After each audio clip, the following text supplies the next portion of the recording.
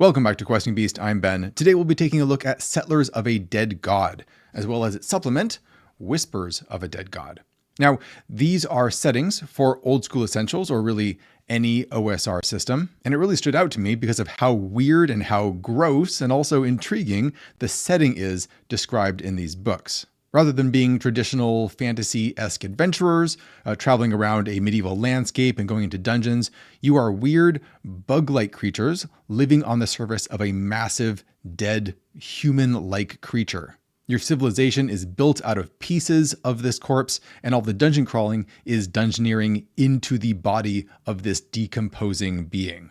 So we're going to take a look through both of these books. I'll show you the stuff that I like, the issues that I have with some of it, and how I would go about fixing them. As usual, there will be links down in the description below if you want to pick it up for yourself. Before we jump in though, a quick reminder that at the end of this month, I will be giving away a copy of the Pirate Borg starter set, the expansion, Down Among the Dead, and the Game Master screen to one lucky subscriber to the Questing Beast newsletter. So if you're not already subscribed, head down to the description below and sign up. It's completely free. You can unsubscribe anytime and you'll be in the running for all of my giveaways going forward. And of course, you'll also get an awesome monthly newsletter. All right, what do we get inside Settlers of a Dead God? It's designed for use with old school essentials, but like I said, it'll work with any OSR system just fine, whether that is Labyrinth Lord or my own game Nave or anything else. This is published by Exalted Funeral, so it has really great production values. It feels really nice. It does seem to have a stitched binding in there, and it stays open reasonably well on the table. It starts out, we don't know what was before the dead god, but one thing is certain. We were born on a sacred, slowly decomposing corpse, floating in the universal ether. Everything that lived before the great god was forgotten with its death. And the scale of this thing is quite huge. You are insect-like creatures, and you are in fact insect-sized. So you're a tiny little creature. Some of you look like beetles, some like kind of mushrooms or ants or other things. And this creature is not human-sized that you're living on. It said that it's about 200 kilometers long, which is really big by itself. But if you're the size of an insect, that's much, much larger. And you can see how it's envisioned over here with like these layers of scaly skin and huge hairs growing out of it, little rivers of pus or tears or blood snaking across the landscape. Close your eyes and imagine a great continent in human form, stretching hundreds of kilometers from one end to the other and bathed by a dark sea of blood. Forests, lakes, deserts, and tundra cover the surface, stretching across the decomposing skin of the dead god. Only a small part of the surface has been explored and divided into kingdoms and cities. The unexplored territories are thought to be wild and strange. Discovering these territories involves terrible risks and lucrative rewards. There are a number of powerful groups that, for religious or political reasons, hire adventurers to undertake missions to explore new territories. So you can go ahead and hex crawl across this corpse, or of course you can delve straight down into it, into its gooey, horrible depths. Some of the landscapes include forests of hair and fungi, mountains of tense muscle, swamps and miasmas of bile, deserts of dead skin, tumorous mountains, or canyons of scar tissue. This is definitely a very different setting for old school D&D, and I really like that aspect of it. You get to be very creative and very weird with the world itself, not just with the magic or the factions and stuff, but the fabric of the actual continents is things that players have not typically delved into or explored before. All the different civilizations living on the dead god are mining it for bone, skin, hair, organs, and so forth, but even things like iron, because there is this giant blade that is stuck into the creature, presumably that's what killed the dead god, and that's being mined for iron used in weapons and for other things. Now the head is the center of civilization in this setting. That's where most of the cities are. Traveling down into the torso, you're going to find a lot of the raw resources that everyone wants, and then out to the extremities, those are areas that people don't really travel to. Not much is known about them. Now, there's a lot of this setting that is quite mysterious. No one is entirely sure who the dead god was even, and there's a number of different cults with different notions about that. Perhaps he was a magnanimous god who loved all creatures equally and gave his life as a source of sustenance and food for all of these civilizations, or maybe he was just a laboratory experiment or an alien life form. Rather than having to watch out for storms or earthquakes or other natural events, you have random decomposition events. So maybe the land begins to swell and the cause is unknown, but bubbles of various sizes emerge on the surface. Or the air starts reeking of sulfur, which could be a poisonous hazard. The really dangerous situations are when rifts or crevices start opening in the body and creatures start crawling forth from the interior. The cities are all quite interesting conceptually because they're all found in different parts of the head. Like, for example, you might have Dens, the city on a tooth. All the nobles, clergy, and well-to-do people live on the horizontal parts of this tooth, or rather several teeth. while people of lesser means tend to live on the vertical side of it. Every city has a number of random encounters that you can run into once you arrive in the city, like maybe some important buildings have collapsed, or the city of dens is moving and the mouth is closing little by little. All these cities have their own little sketches, and I like the illustrations down here that really give you a nice image of what these weird places look like. This is Oculus, the city that's on the left eye, but there really isn't a huge amount of material describing what it would be like to live there. It's very much surface level and kind of big picture. If you want to get into the nitty-gritty of traveling from house to house and actually exploring this place and meeting different factions and NPCs, you're going to have to do a lot of homebrewing yourself. Stay tuned to the end of the video if you want to see how I do that. There's Myria, capital of the Larval Kingdom, which is famous for its gladiatorial combat and arenas. We have the main capital city, Varos, capital of the Royal Dominion. And there's even generators here for creating your own city, like where's the city located? Maybe it's in the hair, and the leader is a dictator who controls the city by the sword. And other characteristics of the city are that it has a large breach in the central square, where perhaps monsters are coming through regularly. These sorts of random tables are good for general inspiration. I would just like to see them be a lot longer and more detailed. I want concrete stuff that I can use. Like I mentioned before, dungeon crawling is about going into the body of this creature. And one of the big features you have to watch out for is the smell. This is something you should probably accentuate as you're running these adventures, just how horrible the scents are. And you can even have effects that go along with them to drive players out of certain areas. Maybe it's so bad that it's almost toxic. Deep down inside the god, there's actually sources of radiation. This includes some of the creatures you might run into. So anti-radiation equipment is strongly recommended. It's not just a dungeon crawl though. There are bastions or places of safety that you can find so that as you're traveling inside this enormous mega dungeon, you have places where you can rest. You might find a castle or a temple or even a fortified town. These are areas created by some of the different factions in the world, especially the Church of the Dead God, which has created these havens for pilgrims who are on journeys.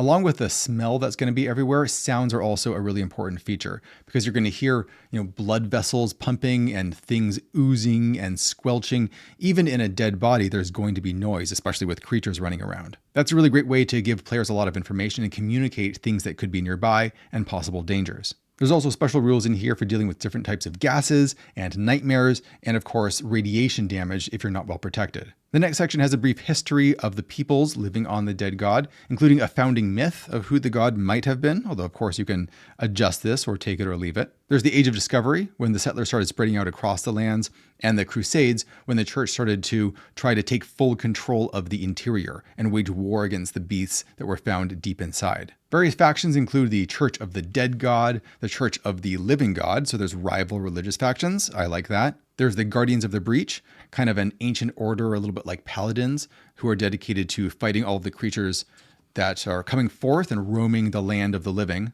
And then there's all of the new character classes that you can play. For example, you got Mothkin, who are a little bit like wizards. They're pretty weak, but they get some spells. They're a little bit necromancy-ish. For example, they can create a zombie or a skeleton from the body of a dead target.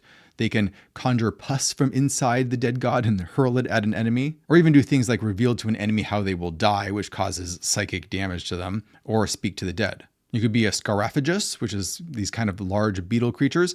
Effectively, they are a fighter type. They have lots of hit points. They do more damage and so forth. Arachnids are, of course, a little bit like thieves. One of their big advantages is that they can basically climb any surface, which is great if you like to be very mobile. You could be a bee folk if you want to be a warrior type that can fly, and it also has a really powerful stinger that does a lot of damage, but it has a pretty strong chance of killing you as well. Earth Knights seem especially adapted for maybe dungeoneering because they're very quiet, they're very stealthy, and they can squeeze and contort themselves into all sorts of shapes to get through areas that maybe other people couldn't. Meanwhile, Funganoids are a little bit like the cleric type, where they have a number of prayers that they can use, and they tend to be good at healing. They're also good at making environmental effects like a mud puddle to create some difficult terrain, or fog, or a plague of spores, and they can do things like telepathy where you can connect two minds together, so they're like a good general utility class. Good for support. You have a standard section for all the different types of dungeoneering equipment that you might want to be using. Technology level is pretty much medieval-ish, like in standard D&D, and you have some mounts like tardigrades, for example, if you want a very hardy beast of burden that you can ride around. And there's plenty of weird creatures you might run into, like the vampire mosquito, the centaur lava, the bone child, which is like this kid made out of teeth. Reminds me of a creature from the Channel Zero TV show, which I saw a while back. Acid butterflies, skeletal abominations, blood torturers, The setting is just so weird that it allows you to get away with just creating basically whatever you want in terms of weird body horror monsters. Then we get a section intended to help you do hex crawling, because it has a lot of random tables for generating material and terrain that you can use, although I would have liked to see even more of this. Some of these tables are fairly short for doing a big world size or continent sized hex crawl. For example, there's maybe 20 different points of interest, like a cemetery or a blood lake or a skin castle, but you're going to have to fill out for yourself what's actually going on inside there. There's 20 different plots here. Really, these are just general themes or things that are going on that you could create hooks that tie into. And there's some hooks right here as well. Like an important priest was transformed into a vampire, the group needs to end the plague, or a caravan of traders has disappeared near a breach, excuses to go out on an adventure. Events that could be happening inside a city, or events that are inside the interior when you are dungeon crawling, and some names and some variations on creatures to give them some mutations and some twists. At the very end is a pre-written adventure, which I do appreciate. It's a pretty straightforward mission. You're going down into the interior trying to recover a relic, and we have the actual map of the area right over here. While I do actually like this map, I like how visual it is and how you can see what's going on in the rooms. Unfortunately, it is still a fairly linear dungeon, or rather it has a kind of tree structure. There's one main path that you would take to get all the way to the end of the dungeon, which is over here. And then there's some side branching paths, but then you always have to pretty much go back to the main path in order to get here. This means that there's not going to be a whole lot of finding your own way there and finding secret passages and evading enemies by going alternate routes and things like that. I do appreciate how all of the rooms are very succinctly written, and there's even a little picture of what the room looks like next to the description. That's really cool. There's a little bit of combat here and there. There's some tricks and traps that you can interact with. Probably pretty good as a starting dungeon, but I would have liked to see a little bit more dynamicness in the dungeon in terms of having things be able to shake itself up and change depending on how you interact with it. For example, there really isn't any random encounter table. And that's something that goes a long way to making an area feel like it's alive, because things will happen that are unexpected, both for the players and for the game master. And in a lot of the rooms, there's really just not a whole lot going on. Maybe this one has a lot of corpses piled up, which is pretty creepy, but there's just not much to interact with apart from 100 gold coins. Or this room just has a couple of spirits that attack the party. Nothing really else happening there. Maybe there's a storage room that has some coins and a couple of bits of equipment. This one's just called The Room.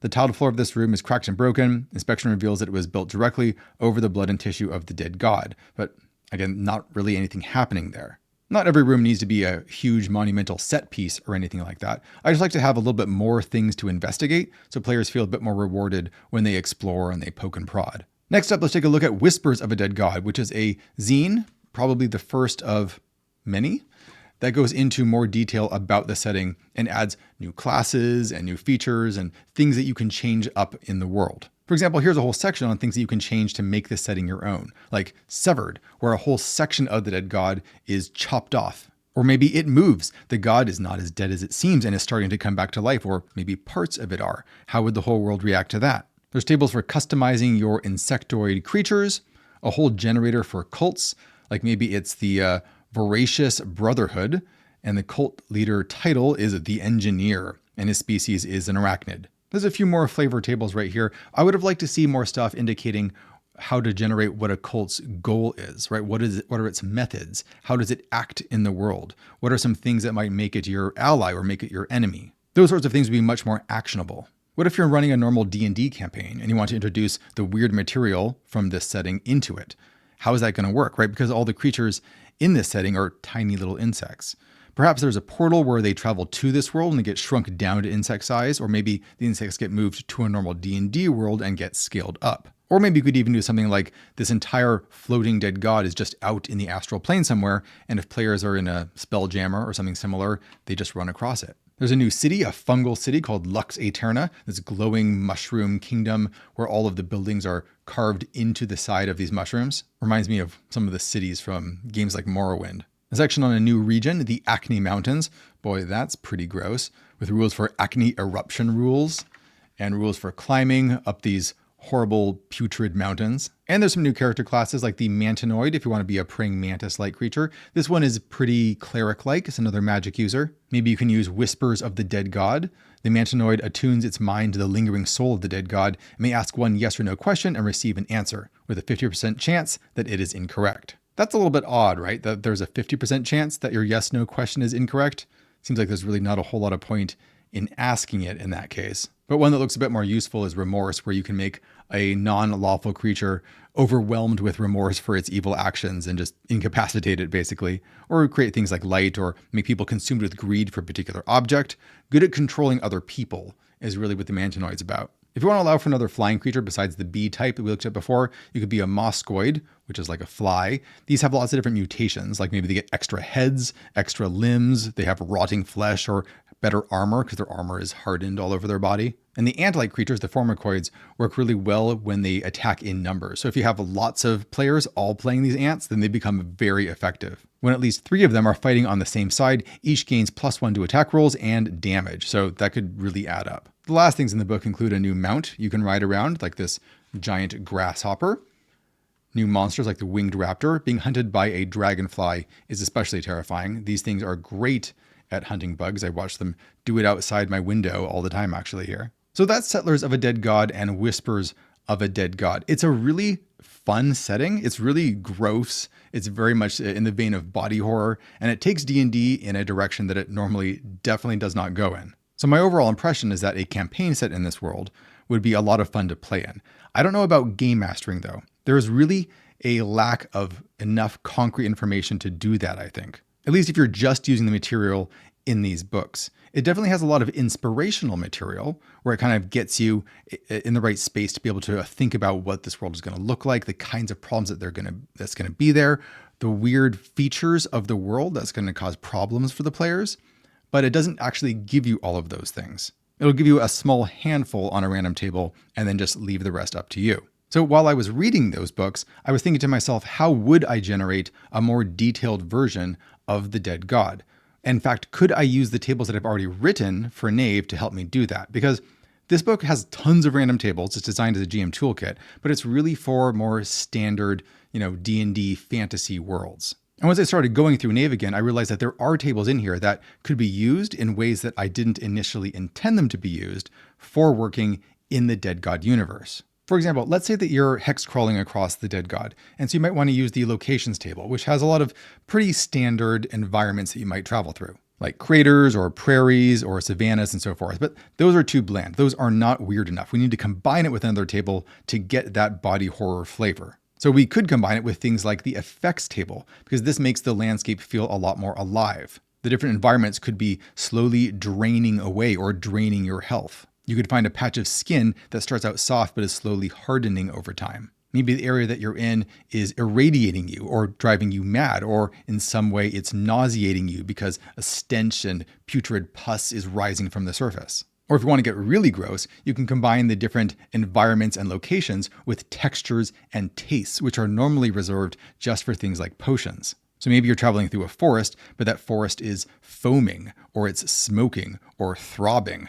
That's disturbing. And of course, all of those same adjectives could be applied to things like dungeon rooms, if you want to make those a lot grosser, or to the different areas in a city, like the different buildings. There's already a bunch of tables for generating weird monsters, but you probably want them to be even weirder in the Dead God setting. So I would take things like a couple of animals with some weird organs and then apply the mutations table, which is normally used for when spells go awry. This might give the creature translucent skin, or emitting fumes, excreting ooze, or being covered in crystals. In any case, I was very pleased to discover that the random tables I created in Nave were useful not just for traditional fantasy, but also for the much weirder settings like the one we just looked at. And because Nave is compatible with pretty much anything OSR, you could run the Dead God setting using the Nave system. That's it for Settlers of a Dead God. I really enjoy looking at weird, out-of-the-box settings, and this certainly hit that mark. As usual, links for where you can find this will be in the description down below. Remember to sign up for the Questing Beast newsletter to get in the running for my giveaways, like my giveaway of Morkborg. And thanks for watching, everybody. I'll see you next time.